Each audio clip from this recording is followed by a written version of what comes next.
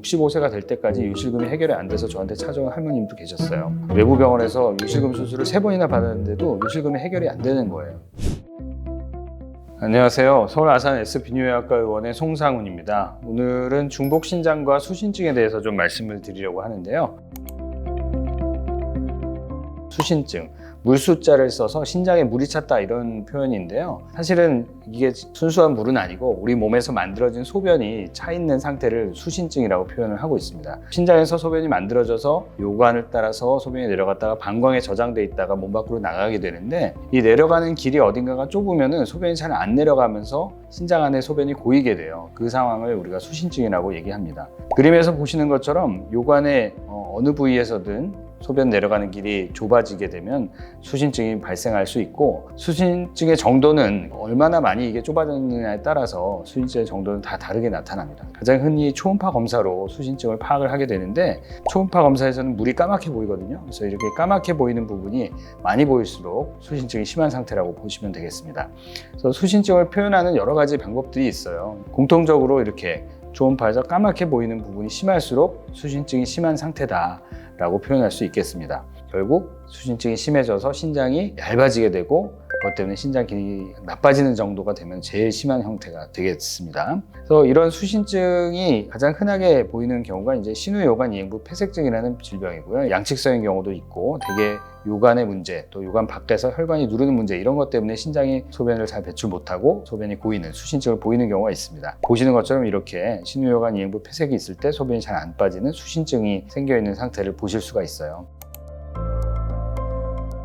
그 다음에 이제 중복신장과 중복요관이란 건 무엇이냐? 앞서 보시는 이런 수신증이 있는 신장도 소변이 내려가는 길은 하나로 돼 있지 않습니까? 근데 이렇게 보시는 그림처럼 신장에서 만들어진 소변이 내려가는 길이 2개로 보이는 경우가 있어요. 그래서 요관이 중복돼 있다 그래서 우리가 중복요관이라고 그러고요. 또 신장의 기능도 그 요관 단위에 따라서 서로 다른 2개의 단위로 나눠져 있습니다. 위쪽 신장, 아래쪽 신장이 서로 다른 기능을 해요. 그래서 중복신장, 중복요관이라고 부르게 됩니다. 이 중복요관도 다양하게 우리가 분류를 해볼 수 있는데, 완전히 길이 2개로 나눠져서 방광까지 서로 다른 길로 이어지는 경우가 완전 중복 요관, 완전 중복 신장이라고 하고요. 중간에 요관이 이렇게 만나서 Y자 형태로 돼서 하나의 길로 또 방광으로 이어지는 경우가 불완전 중복입니다. 그래서 이 합류하는 지점이 방광 쪽에 가까운지 신장 쪽에 가까운지에 따라서 좀 모양은 이렇게 달라질 수 있어요. 이런 중복 요관과 중복 신장은 불완전 중복 요관이 완전 중복 요관보다 좀 더 흔한 걸로 돼 있고요. 한쪽에만 중복 요관이 나타나는 경우가 한 0.8%, 그러니까 굉장히 흔하지 않은 경우예요. 양측성 중복 요관인 경우는 더 흔하지 않게 되겠고요. 여성에서 남성보다 좀 더 많이 발생하는 것으로 돼 있습니다.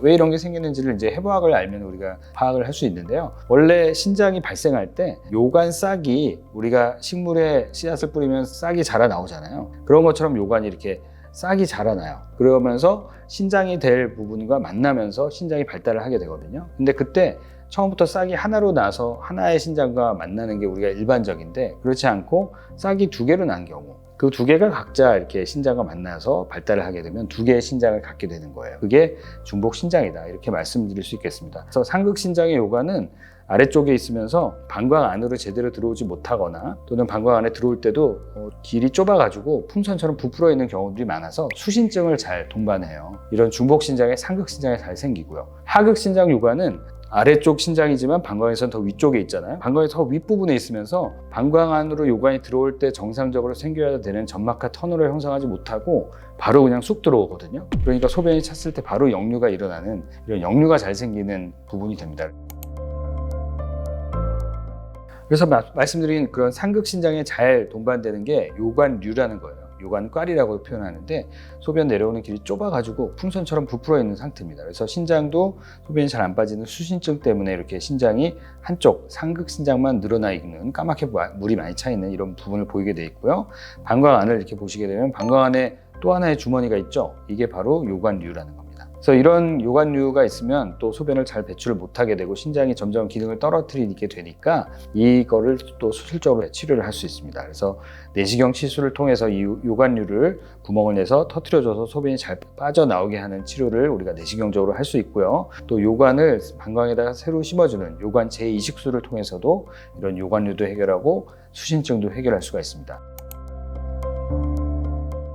또 그 다음에 말씀드릴 것은 이소성 요관입니다. 이런 중복 요관에서 잘 동반되는 게 아예 상극신장의 요관이 방광으로 들어오지 못하는 거예요. 원래 이제 소변이 방광을 들어와서 방광 안에 고여있다가 소변이 나와야 되는데 그러지 못하고 엉뚱한 곳으로 소변 나가는 길이 연결되는 경우가 있습니다.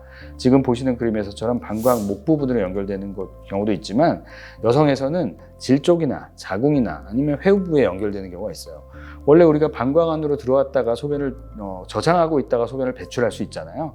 우리 괄약근이 있기 때문에 가능한 건데 이렇게 이소성 요관은 이 방광으로 들어오질 못하고 이 괄약근을 우회해서 들어가 있다 보니까 어떻게 되겠어요? 소변이 계속 나오겠죠. 그래서 요실금의 원인이 되는 게 이 이소성 요관이에요. 중복 요관에서 많이 보이게 됩니다. 특히 이제 여성에서 그렇게 많이 생기고요. 남성에서는 요실금으로 잘 안 나타나요. 남성은 신기하게도 재발성 부관염을 일으킵니다. 고안에서 만들어진 정자가 나가는 길이 정낭에서 만들어진 정액이랑 합쳐져서 우리가 정액을 배출하게 되는데 그런 쪽으로 요관이 잘 연결이 되게 돼 있어요. 남성은. 그래서 그것 때문에 부고안에 염증이 생긴다거나 정낭이 이렇게 낭성을 부푼 종괴로 나타난다거나 이런 식으로 생기고 여성은 요실금으로 잘 나타납니다. 대개는 이런 이소성 요관의 80%는 이런 완전 중복 요관과 동반돼 있고 단일 신장인 경우도 물론 나타나는 경우가 있을 수 있지만 주로 중복 요관에서 보인다는 거고요. 기능이 낮은 상극 신장을 가지고 있고 요로 감염을 자꾸 일으킨다면 우리가 상극 신장을 제거하는 방법으로 치료를 할 수 있고 상극 신장이 기능이 좋으면서 이소성 요관이 있다 그러면 요관 문합술이라든가 방광 요관 재이식술을 통해서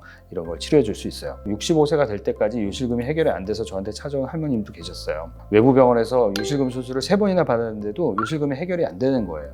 그래서 그 부분을 저희는 이런 걸 들으면은 이게 상극신장에서 만들어진 이소성 요관 때문에 그렇겠구나라고 생각을 하고 검사를 해보거든요. 그래서 그런 상극신장을 절제를 했더니 요실금이 사라진 경우들이 있습니다. 그래서 항상 요실금이 있는 여성에서는 저희가 이런 부분을 항상 생각해 보고 있어요.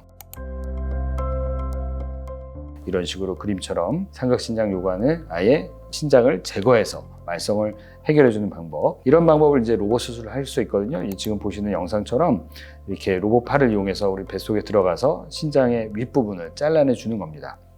이런 로봇 수술이 굉장히 우리가 안정적으로 수술을 시행할 수 있거든요. 이 로봇 팔을 우리 손목의 움직임처럼 굉장히 자유로운 움직임으로 할 수 있기 때문에 안전하고 효과적으로 우리가 수술을 해낼 수 있습니다.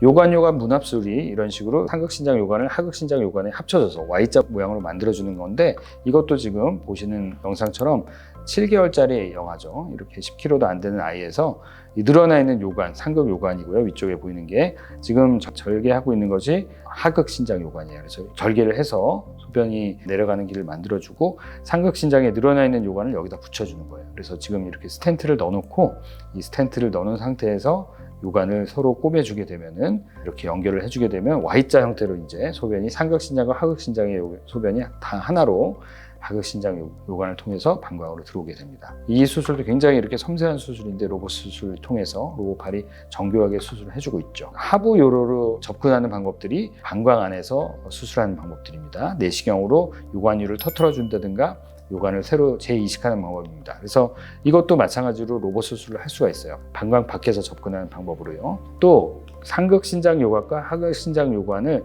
한꺼번에 하나의 초막 안에서 총요관 재이식술로 요관을 방광에다 새로 심어주는 수술도 가능합니다. 이런 모든 수술을 다 우리가 로봇 수술로 시행을 많이 제가 하고 있고요.